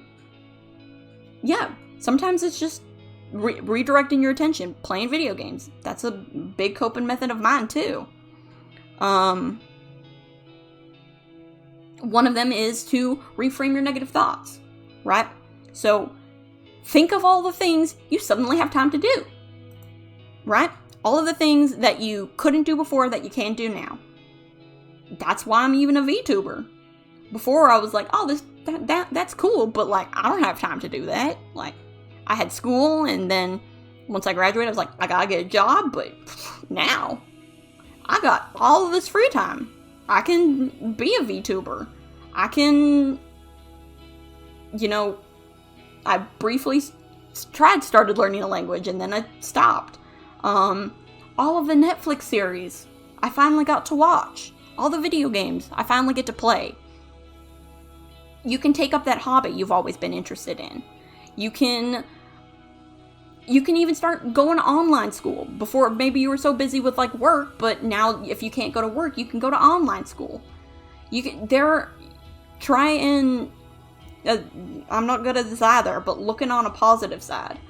Instead of being like, wow, think of all of the things that I can't do now, but think of all the things that I can't go to restaurants, I can't go to movie theaters, but instead try to think, what can I do? Well, I can watch all of the newest movies on Netflix instead. I can order my favorite takeout instead of having to sit in a restaurant or whatever. Yeah, okay, I ain't gonna lie, there are restaurants I miss going to. There are. But it ain't safe, And instead of going to those restaurants, we can support small, independent contract workers who are, like, work for Uber, Uber Eats, DoorDash, Postmates. Instead of, just going and regularly, like, eating at a big chain restaurant, we can help support, the drivers instead. So just trying to put even a slight positive spin on it can be really, really helpful in trying not to let all of the negatives of COVID overwhelm you. We already went over like things you can control, but also make time for fun. This is really important. All right. I know a lot of people, because we have so much free time now, feel a lot of productivity guilt, which is basically, yeah, I know. I mean, I guess you can just do the drive-through thing, yeah. But I just meant like trying to put a positive spin on anything that you can. But I know a lot of people feel productivity guilt is, I have all of this free time, but I'm not doing anything quote unquote productive with it. All right. This is something that a lot of people suffer from regularly, but especially now in COVID. But it's okay to not have to spend every waking moment being productive. You need to make time for fun. You need to make time that you can relax. You need to make time to not have to do anything. All right? You don't gotta be productive 24/7. No one is productive 24/7. And if they are, they aren't happy, and they probably need some help. I'm bored of fun. I mean, yes, and it's okay to be bored and to feel sad at the loss of not being able to go to the mall or go to your restaurants or to hang out with your friends. But these tips are meant so that you don't let that overwhelm you. Because it can be really easy to think all the things that you can't do now. And it's important to balance those out with trying to look at some positives. Because it's okay to mourn the loss of, all of these experiences that we normally get to have, that we take for granted. But it's important to not let our disappointment and our sadness of not being able to do that control us and prevent us from, living our lives while we are in quarantine. Ooh, macaroons sound really good. Stop it, you're gonna make me hungry. And lastly, that's something that's we went over panic shopping, is not, and this says workout schedule, but it's important, especially during this time, is to have a schedule. This is what will help you make your days feel, 1, more productive, 2, they won't all, start blending into each other. And routines are really helpful for mental health, right? So, getting up at a regular time every day, eating at a regular time every day are 2 really important things in helping keep your mental health stable. Not only your mental health, but your physical health and your immune system. These are things that are often really overlooked. And even though now some of us have the ability to sleep until God knows when in the afternoon, that's not what our body needs. And it's not what's good for our mental health. You can still sleep in late. You can, if you want, you can sleep until 2 in the afternoon, but just be doing it every day. Be going to bed at 4 a.m. and then waking up at 2 every day. Don't be waking up at 2 and then 8 and then 12 sometimes. You can sleep in as late as you want, but the point is that this consistency is what helps us build a solid foundation that we can feel, emotionally secure on. And it is having these kind of routines that allows us to feel like we are still living our lives, Just waking up whenever, eating whenever, going to sleep whenever. It's real easy to fall into a pattern being like, I'm not doing anything with my life, Yeah. And that's good. It's 𝒮𝓃𝑒. Having a routine and having some normalcy in your life is really important to keep everything stable during this time. But even though some people's lifestyle haven't changed, other people's lifestyles have completely got flipped upside down. And the important thing is to have a routine somewhere. Okay? Just this kind of consistency is what helps boost your mental health and helps you feel like you're doing something. And even though I hate working out is really important too. Not only for depression, but for anxiety. Depending on the anxiety you're dealing with, there's actually different kind of exercises that can be helpful. If you're feeling the kind of anxiety that's, that's paralyzing, that you feel like you can't do anything, that you're frozen in place, the kind where all of your muscles feel tense and cramped, and you just feel all wound up, Yoga is really good for that type of anxiety. Just being able to force your body to decompress, And if you're feeling the kind of anxiety where you're pacing back and forth in a room, you feel like you have to do something. You know that feeling? You just have this need that you can't just be sitting around. You need to be doing something. You're pacing, you're fidgeting. Going for a run or doing a more intensive cardio exercise is really good for that kind of anxiety. But just any kind of exercise in general is important. You don't have to do it every day, but at least having some during the week can be really good for not only releasing tension and stress, but for producing endorphins, which produce things like dopamine and help you feel, happy and help keep you healthy during this time when we're all kind of stuck inside. I'm not a fan, but I prefer yoga over super intensive cardio stuff. And whether it's right in the morning when I get up or whether it's right before I go to bed, yoga can be really helpful for when you just feel, I don't know what the best way to describe it is. Kind of like, it's a weird feeling. Like, you feel like you're like all squished together. Your muscles aren't tensing, you know, like when you flex, you can feel your muscles tense. You aren't actually doing that, but it feels like that anyways. Not only mentally exhausted, but your body just feels so tense, you know? Your muscles feel achy and tired even though you haven't done anything.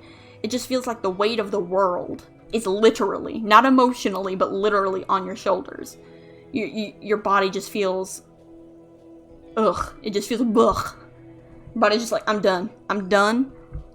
I am a noodle, and I am also, well, I guess a wet noodle and a non-wet noodle at the same time. I feel all like, I don't even know. So you feel tense, but you feel exhausted at the same time. Yoga is really good for helping you relieve that, because it goes through, what is it called? Progressive, God, why can't I remember it? It's basically how it slowly forces you, like, starting with your toes. You flex your toes, you tense real tight, and then you let it go. This is forcing your body to you know, this tense and release can be really, really helpful. And it can help you notice parts of your body that you didn't even notice were tense before. I get a lot of tension in my shoulders, and in my neck, and in my lower back. And doing these kind of things can be really helpful to realize when, like, wow, I was tensing my shoulders. You know, I was holding my shoulders up, and I didn't even realize it. And it's a good way to kind of, like, remind you to let your body relax a little bit.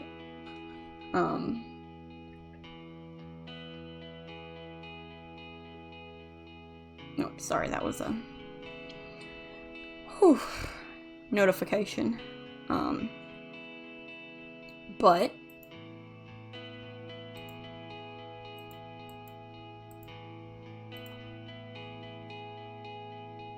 that, I think,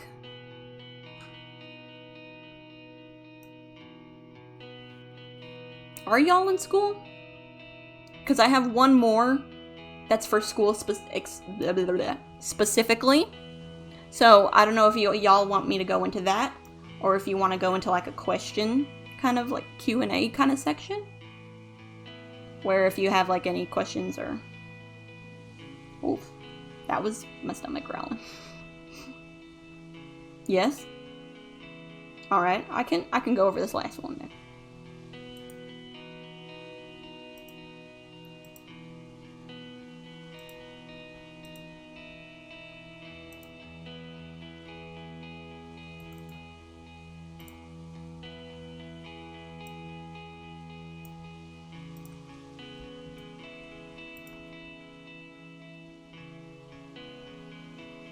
Yeah. No, I totally get that, weeb. That's why college is so important, like, now these days, is it feels like it's necessary for a lot of jobs. Alright, this is really small.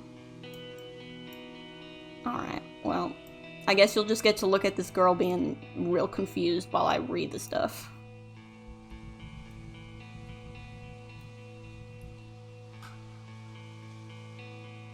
Well, I mean, this is meant for, like, school in general.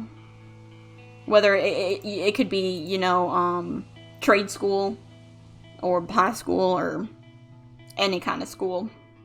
Oh gosh, stomach, stop it. You'll get food soon enough. So, plus this one says university, so this is clearly some British nonsense. I'm just kidding. Even elementary, well, if you're stressing about elementary school work, then I think you got bigger problems you gotta deal with. I think you need to go see a therapist, because you're in elementary school.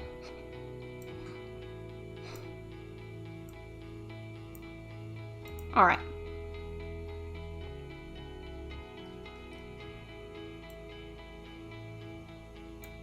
Alright, let me make this bigger for myself. Pre-K, you shouldn't... Is that even school? Do you even have homework in pre-K? What's 24/2? What? Oh, -2. Okay, I was like, what are you doing? Okay, it's okay to be struggling with that, as long as it's not giving you a literal panic attack, I don't know my division table yet. I think we're gonna be good. Excuse me. Alright. So, here's some stuff that you can do when you're in school. College, wherever. It's 22. Don't tell your mom I told you, though.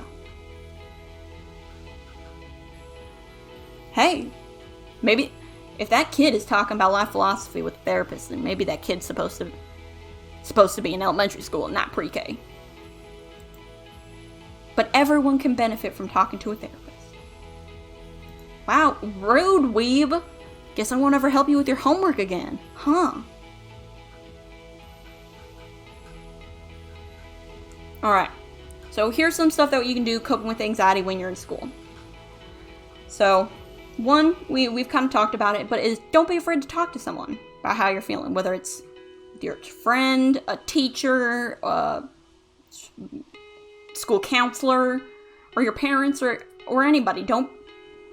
Everyone feels worried about school. Everyone has school anxiety, but everyone even more so is worried about school while going during COVID. So, you're not the only one concerned about this. A lot of people are, and a lot of people are more than happy to talk to you about it because they want to talk about their concerns too, and they want their concerns to be heard. Take the time to learn what your triggers are and how they impact you. So this is more for people who have like a more serious disorder. So knowing what your anxiety or your panic triggers are, or your depression triggers or things like that, so you can avoid those subjects in school.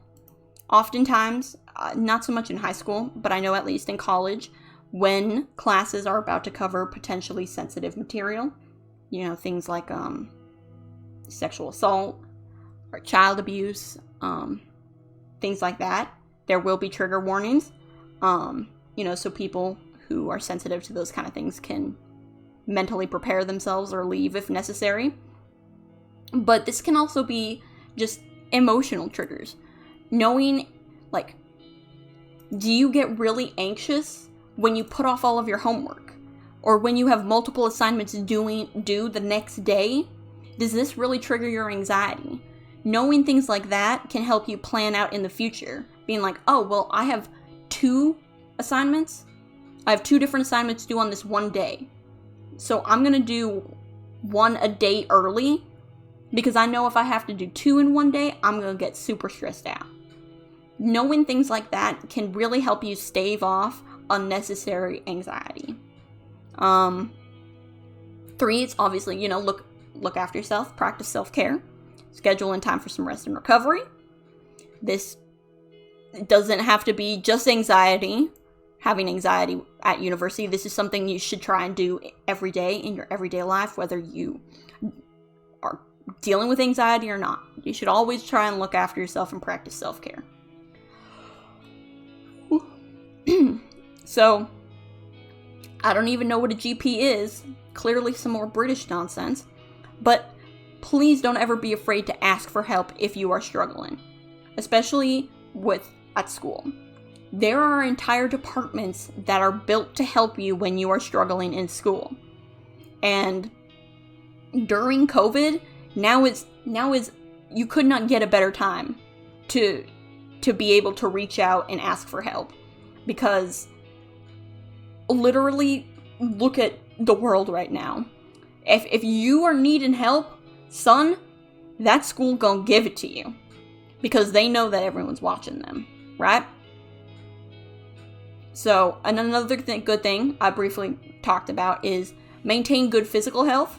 Make sure that you're eating and you're sleeping. And you have these regular routines that you're following. This can be difficult, though, if you have, a class schedule in college and high school, it's fairly routine. But that, you know, maybe some days you have early morning classes and some days you don't have any. That can be a bit difficult to deal with. So if you do have kind of a wonky schedule like that, then just trying at least to eat at regular times and to exercise at regular times. If you can't control like sleep schedule, or if you can't control your eating schedule, it's good to then put extra focus on the other kind of schedules that you can control. Another good thing, breathing. Take time to learn to some of the coping strategies that we went over today. Some of the deep breathing exercises, the 3 in, hold for 2, and then out for 3, can be really good for when, especially like in class, like you're dealing with anxiety in class. These are kind of, this and the grounding method can be really good, you know, like subtle ways to help reduce your anxiety that will not draw attention to you. Tell your friends how you're feeling, all right? This is something, oh, I forgot to breathe, I'll stream, man. Look, it may seem simple, but breathing and deep breathing and breathing exercises are very different. It's just kind of like with singing. You have to learn how to breathe completely differently. You have to learn how to breathe from your gut, from your stomach, from your diaphragm. And that's a completely different way than that we breathe which is from our chest. Yeah. Sometimes we realize we don't even realize we're holding our breath, you know? So learning how to do these deeper breaths from like your diaphragm are things that actually have to be taught, because it's not how we breathe normally. You can't even really teach breathing like normally, like from your chest, like with your lungs. That's just like trying to teach you how to have your heartbeat. But these are different ways that you can breathe that can help. Yeah, if you stop breathing, please let someone know. Well, I guess you wouldn't be able to tell them because you can't breathe. But please continue to breathe during this stream.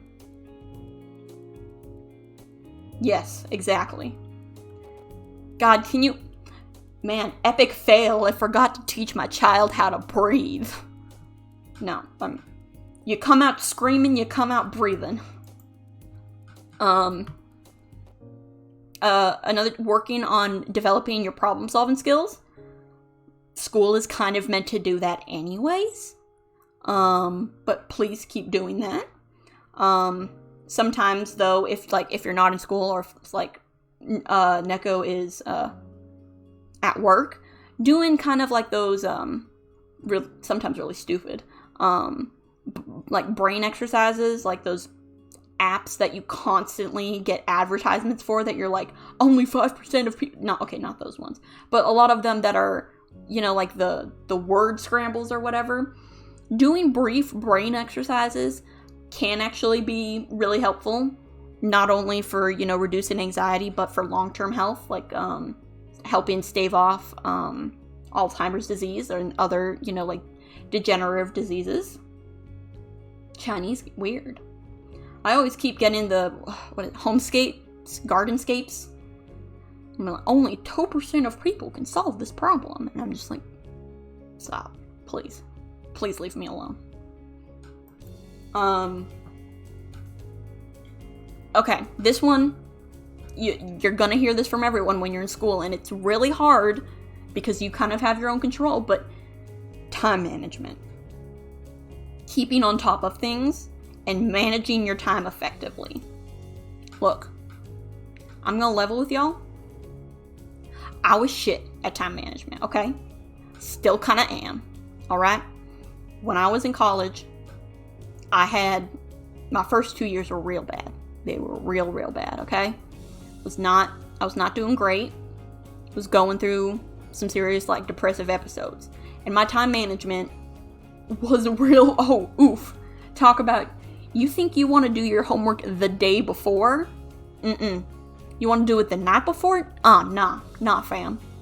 Talk about doing it 2 hours before class. That's how we do it here. Or did it. I got better.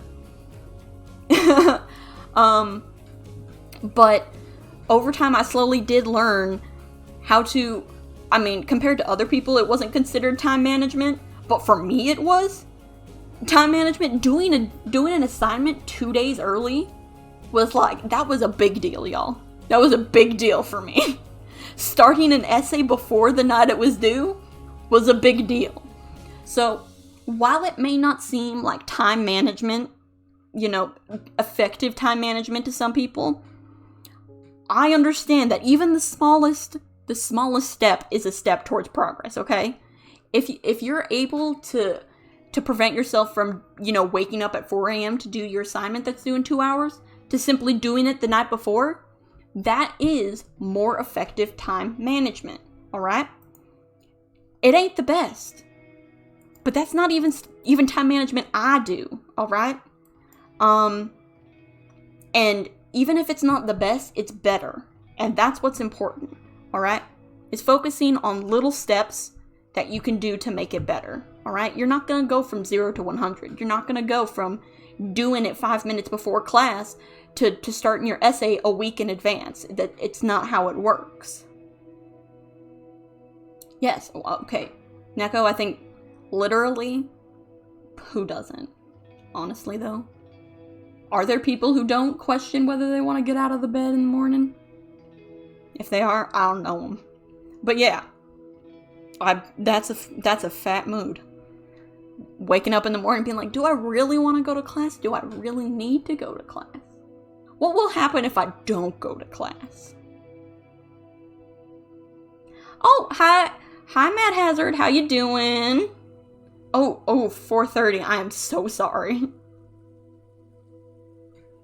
That is way too early. That's crack of dawn kind of time. But whatever is effective time management for you, if you can improve on that just a little bit, that will make your time management more effective, and that is an improvement. Even if it doesn't seem like it to other people, what's an improvement to other people does not necessarily, dictate what has to be an improvement for you, alright? Every little step counts. You don't go from 0 to 100. You start with the baby steps. And those baby steps are important, and recognizing those baby steps are important, alright? And then the last one, real simple, try and keep yourself busy and active. It's when we just let ourselves sit and think. That's the dangerous stuff. It's important to sit and feel your feelings and to let you experience your thoughts, but when we let it happen too often and for too long is when that can get real dangerous. So this is where things like, doing a hobby, playing video games, reading a book, going for a walk, this is where those kind of things come into hand and become important. So if you start realizing you're starting to go down that path of anxiety and of concern and worry, and you're starting to get worked up over it, that's the point in time where you gotta be like, you know what? Nah. I'm gonna play video games for a little while, and I'll come back to this, okay? It's stopping yourself before you kind of get to that point of no return. Because it's better to deal with the issue, the anxiety, in small little bits than trying to, dig yourself out of, this really deep hole. Yeah, okay, look, yeah. That is a problem, too. Is stopping the break that you took from your anxiety, but that's somewhat of a different beast in and of itself, and definitely harder.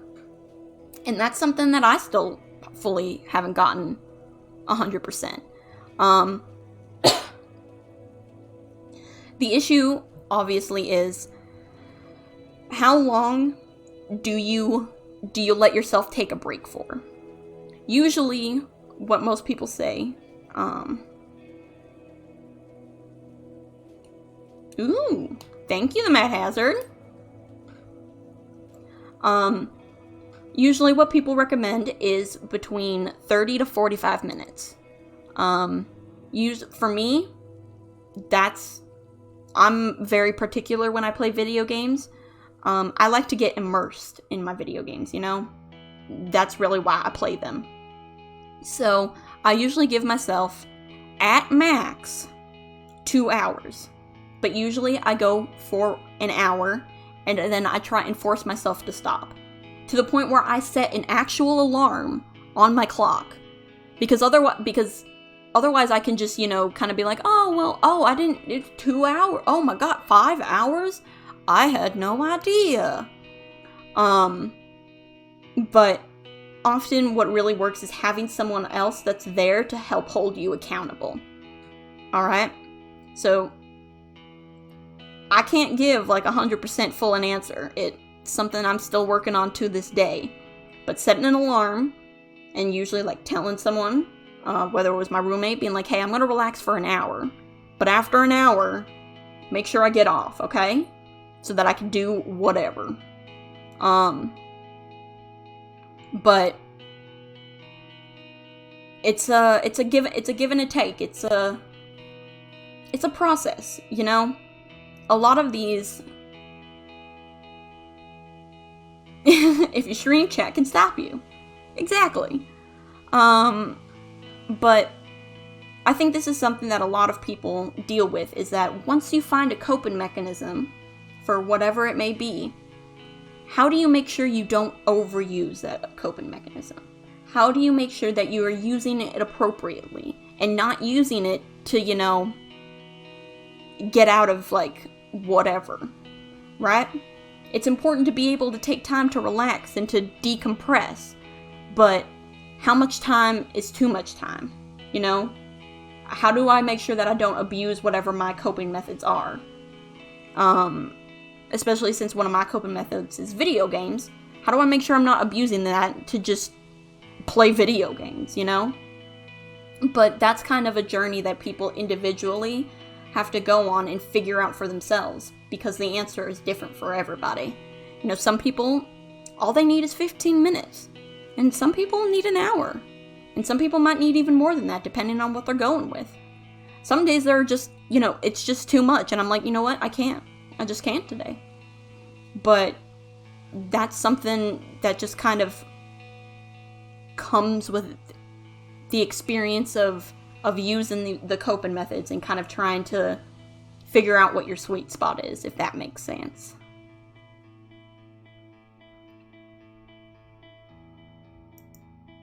But I think that was the last of everything. So why don't I move back over to the middle? Is that even? I need it to be even.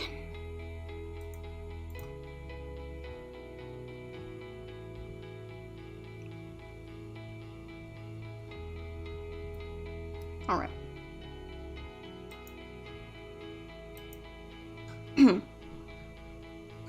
So, that's pretty much my overview of coping and dealing with anxiety during COVID. If y'all have any questions that you have about the things that we've discussed today, feel free to let me know, and I can try and answer them the best I can. But I'm not 100% sure what to do now that I went over kind of everything.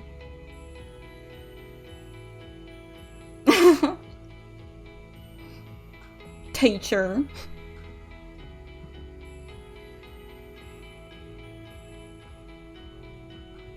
Weeby, is this giving you anxiety? Do you need to talk about this?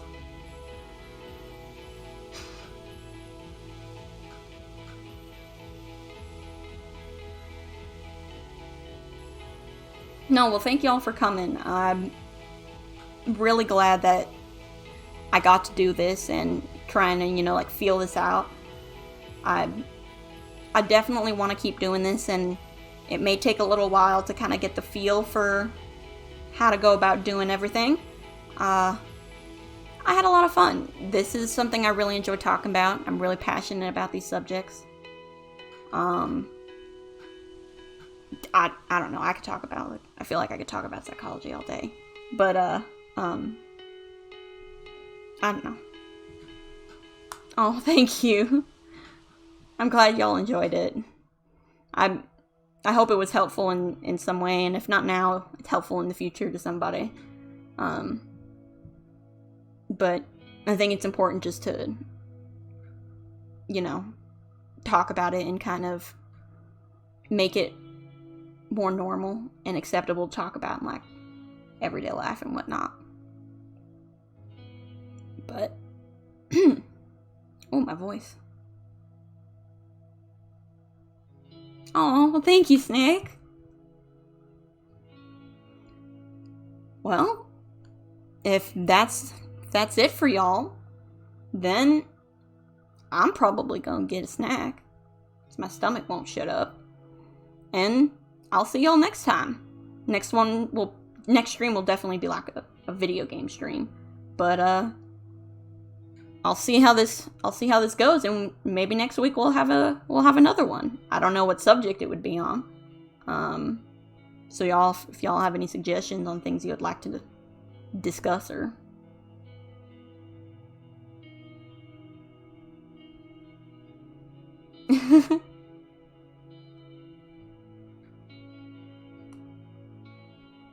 alrighty, y'all. Well, I hope y'all have a good day. I hope you learned something interesting, or if not, you at least had a fun time killing 2.5 hours with me. But alrighty. Well, thank y'all again for coming so much.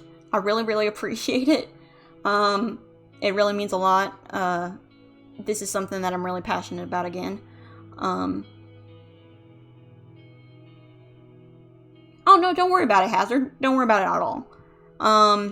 And you can always go back and, like, watch it if you're interested in certain parts or whatever. But I really appreciate y'all sticking around, listen to me blabber on for 2.5 hours. And I hope y'all have a really great day. Please remember, please remember that it's totally okay and totally normal for you to feel anxious and scared and worried during this time, okay? This is a really difficult time for all of us. And you are not alone in what you are feeling. And there are always people who are out there who love you and support you and who are more than happy and willing to listen to you, alrighty? People care about y'all. I care about y'all, alrighty? And we're gonna get through this together, okay?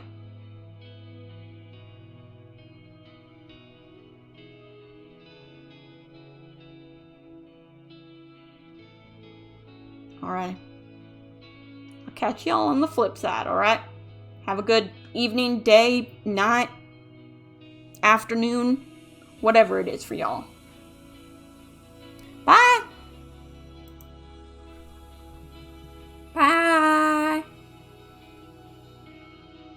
Stay safe! Yeah, you too!